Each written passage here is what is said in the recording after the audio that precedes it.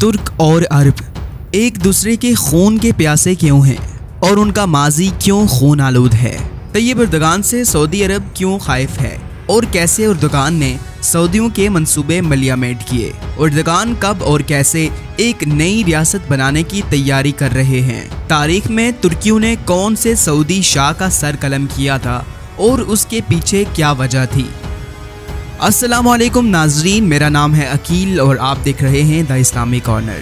नाजरीन मोहतरम, आज के वीडियो उन तमाम लोगों के लिए काफ़ी ज़्यादा अहम होने वाली है जिन्होंने तुर्की की तारीखी सीरीज़ देख ली हैं और या फिर वो किसी नई सीरीज़ का इंतज़ार कर रहे हैं। ये वीडियो उन तमाम हज़रात के लिए काफ़ी ज़्यादा अहम है जिनके जज्बात सल्तनत उस्मानिया के साथ जुड़े हैं, क्योंकि माजी और मौजूदा दौर में इस्लामी ममालिक की सरबराही, सल्तनत उस्मानिया के दोबारा क़याम और फिर साल 2023 के लिए तुर्की की उन तैयारियों के बारे में है कि जिस पर सिर्फ हमारी ही नहीं बल्कि पूरी दुनिया की निगाहें टिकी हुई हैं। क्योंकि नाजरीन, 2023 में जो कुछ होने वाला है वो फिर से वही खूनी तारीख दोहरा सकता है जैसा कि आज से 100 साल पहले हो चुका है। और अगर आप भी इस्लामी दुनिया के इन दो बड़े ममालिक की तारीख के बारे में ज़्यादा गहराई से नहीं जानते तो आपको बताते चलें कि तुर्की के मशहूर म्यूजियम आया सोफिया को मुल्क के सदर ने हाल ही में मस्जिद में तब्दील कर दिया था। उसके बिल्कुल सामने ही आज से 100 साल पहले सन 1818 में सऊदी शाह अब्दुल्ला का सर कलम कर दिया गया था। सऊदी अरब के शाह अब्दुल्ला और एक इमाम को जंजीर में जकड़कर इस्तांबुल लाया गया था और जब सऊदी शाह अब्दुल्ला और उस इमाम का सर कलम किया जा रहा था तो इस्तांबुल की आवाम का एक बड़ा हुजूम आया सोफिया के सामने जश्न भी मना रहा था और आया सोफिया के बाहर शाह अब्दुल्ला की सर कटी हुई लाश को 3 दिन तक रखा गया था। और इसी दौरान सल्तनत उस्मानिया के फौजियों ने सऊदी अरब के बड़े शहरों भेरिया और रियाज में फौजी हमले भी किए थे। और अब ये बात काफ़ी मुश्किल है कि सऊदी अरब तुर्की के साथ अपनी इस बुरी तारीख को भूल सके, क्योंकि जब भी सऊदी अरब अपनी तारीख पर नजर डालता है तो उसे तुर्की का वो होलनाक मंजर याद आता है। एक खास तबके के मोरिखीन बताते हैं तुर्की हमेशा सऊदियों को एक बदतमीज तबका समझते थे। अगरचे सऊदी अरब के 2 शहर मक्का और मदीना हैं जो कि इस्लामी दुनिया के बहुत बड़े मुकामात हैं और हालांकि तुर्की के लोग वहां पर काबिज भी रहे। नाज़रीन, आपको यहाँ पर ये एक अहम बात बताते चलें कि शाह सुलेमान जो कि इस वक्त सऊदी अरब के बादशाह हैं और उनके बेटे मोहम्मद बिन सुलेमान अब्दुल्ला बिन सऊद की ही नस्ल से हैं। तारीख से हमें यह भी पता चलता है कि 1932 से पहले सऊदी अरब को 2 मरतबा एक मुल्क बनाने की कोशिश की गई थी, मगर दोनों मरतबा ही सल्तनत उस्मानिया ने इस मंसूबे को नाकाम बना दिया था।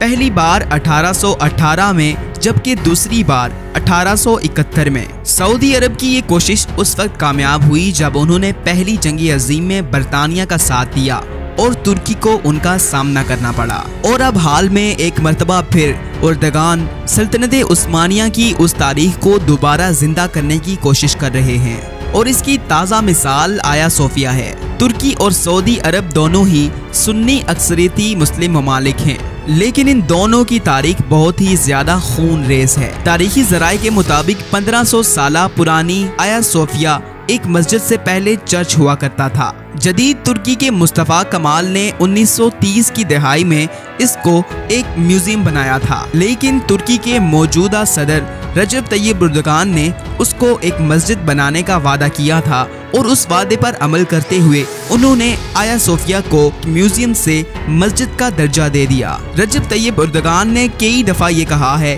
कि तुर्की एक वाहिद मुल्क है जो दुनिया में आलमे इस्लाम की क़यादत कर सकता है। और ये बात लाजिम है कि जब एर्दोगान ये बात कहते हैं तो उनके जहन में सल्तनत उस्मानिया की वो मीरास जिंदा होगी। सल्तनत उस्मानिया इतनी बड़ी थी कि ये 22 मिलियन मुरब्बा मील के रकबे पर फैली हुई थी। सल्तनत उस्मानिया मिस्र, ईरान, बल्हारिया, रोमानिया, मैसिडोनिया, हंगरी, फ़लस्तीन, उर्दन, लबनान, अरब के बेशतर इलाकों और शुमाली अफ्रीका के भी बेशतर इलाकों पर फैली हुई थी। सल्तनत उस्मानिया जो लगभग साल 1299 में कायम हुई थी, वो पहली जंग अजीम के साथ साथ 1923 में अपने इख्तिताम को पहुंची थी और इसके बाद मुस्तफ़ा कमाल पाशा के ज़ेर जदीद तुर्की की शक्ल हमें नजर आई। दूसरी जानब सऊदी अरब को ये लगता है कि इस्लामी मुकद्दस मुकामात मक्का और मदीना मुनव्वरा उसके ज़ेरे साया हैं, जो कि सऊदी ऐवान के मातहत चलाए जा रहे हैं, जहां पर हर साल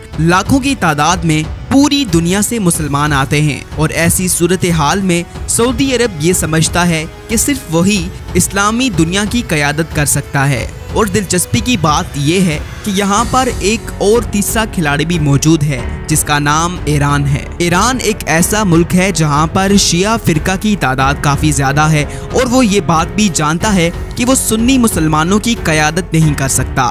लेकिन ईरान को ये देखकर खुद को क़यादत के लिए खड़ा करना बिल्कुल भी अजीब नहीं लगता कि दो बड़े मुमालिक आपस में किस तरह से लड़ रहे हैं। सऊदी अरब और तुर्की के लिए मगरबी मुमालिक का रद्द-ए-अमल ईरान के लिए काफ़ी फ़ायदा मंद साबित होता है। तजियाकारों के मुताबिक अगरचे सऊदी अरब तीसरी बार बरतानिया की वजह से एक मुल्क बनने में कामयाब हुआ, लेकिन उसकी मुश्किलात अभी भी कम नहीं हुई हैं। और ये भी कहा जाता है कि सऊदी अरब और तुर्की के दरमियान क़यादत की जंग अभी तक भी जारी है, लेकिन सऊदी अरब अमेरिका के दर पे ये जंग कभी नहीं जीत सकता।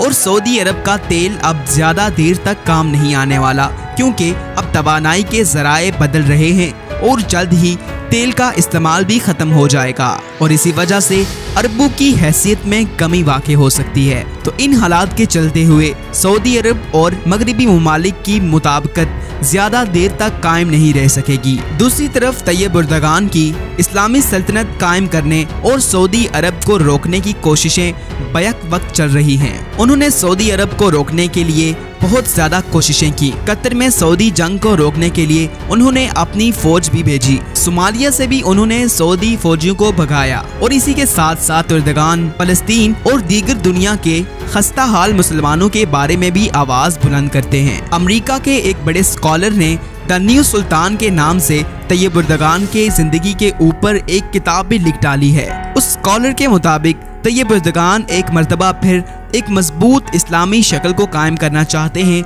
जो कि जदीद सल्तनत उस्मानिया की तरह हो। और तज्जियाकार आजकल तो ये खुलकर कहते हैं कि एर्दोगान का नया तुर्की सऊदी अरब के लिए एक बड़ा खतरा है, क्योंकि ये एक मुतबादल नमूना पेश कर रहा है जो कि सऊदी अरब के लिए निहायत ही ज्यादा खतरनाक है, क्योंकि तुर्की में इस्लाम और जमहूरियत साथ साथ चलते हैं। इसकी एक बड़ी वजह यह है कि एर्दोगान एक ऐसी जगह पर हुकूमत कर रहे हैं जहां पर पार्लियामेंट है, जहां पर ओपोजिशन भी है और सिविलाइजेशन भी है, जबकि सऊदी अरब में ऐसा कुछ भी मौजूद नहीं है। गुज़िश्ता साल OIC को चैलेंज करते हुए तुर्की, ईरान और मलेशिया ने कुआलालंपुर में एक इजलास में पुरजोर शिरकत की, जबकि सऊदी इत्तेहादी मुमालिक ने पाकिस्तान को उस इजलास में शिरकत करने से मना कर दिया था। एर्दोगान को ये लगता है कि OIC मुसलमानों की आवाज़ नहीं बल्कि वो सऊदी अरब की आवाज़ है।